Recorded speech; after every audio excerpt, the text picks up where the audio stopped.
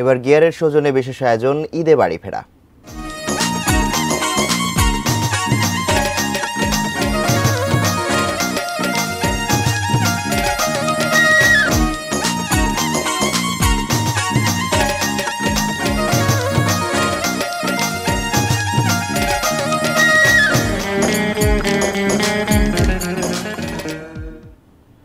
সিদ্ধার্থ, ঈদে মানুষের বাড়ি ফেরার ঈদ যাত্রা কেমন দেখতে পাচ্ছেন মহাসড়কে?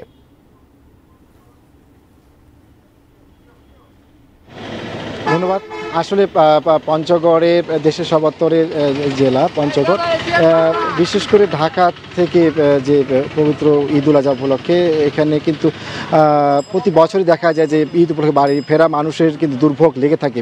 বিশেষ করে সড়কে বিভিন্ন জায়গায় নির্মাণ কাজ চলতে থাকার কারণে এবং বিভিন্ন জায়গায় কিন্তু আমরা যেমনটি লক্ষ্য করেছি যে নির্মাণ কাজ চলার কারণে কিন্তু খোরাখুরির কারণে কিন্তু ভোগান্তি বেড়েছে এবং যাত্রীরা যেমনটি বলছেন যে তারা সময় মতো আসতে পারছে না, অনেক বিলম্ব হচ্ছে আসতে।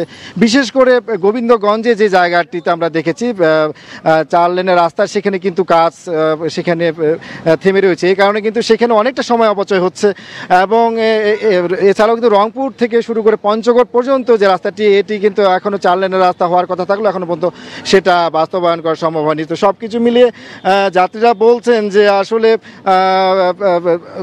পঞ্চগড়ের যে কয়েকটি বাস সার্ভিস রয়েছে তারা যে সার্ভিস দিচ্ছেন তারা কিন্তু ঈদ উপলক্ষে কয়েকটি সার্ভিস বাসের সংখ্যা বাড়িয়ে তারা কিন্তু যাত্রী সেবা দিচ্ছেন, কিন্তু তা সত্ত্বেও কিন্তু অনেক দেরিতে বাসগুলি এসে পৌঁছচ্ছে। আমরা দেখেছি সকাল থেকে বেশ কয়েকটি বাস কিন্তু অনেক দেরিতে এসে পৌঁছেছে। এখন মোটামুটি 9টার পার হলেও কিন্তু অনেকগুলি বাস এখন এসে পৌঁছেনি।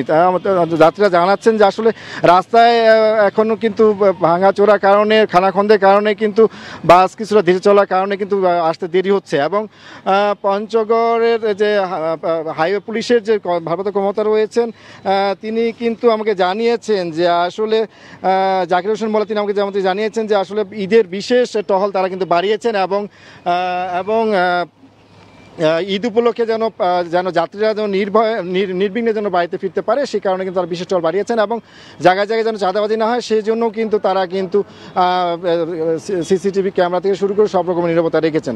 তো সব কিছু মিলিয়ে নির্বিঘ্নে মানুষ বাড়িতে ফিরতে পারবে এই প্রত্যাশাই সবার। এই ছিল আমার কাছে পঞ্চায়েতের সর্বশেষ তথ্য। এখন প্রতি চুমুকেই হবে অন্য লেভেলের টেস্ট। গিয়ার এখন পাওয়া যাচ্ছে মাত্র 25 টাকায়।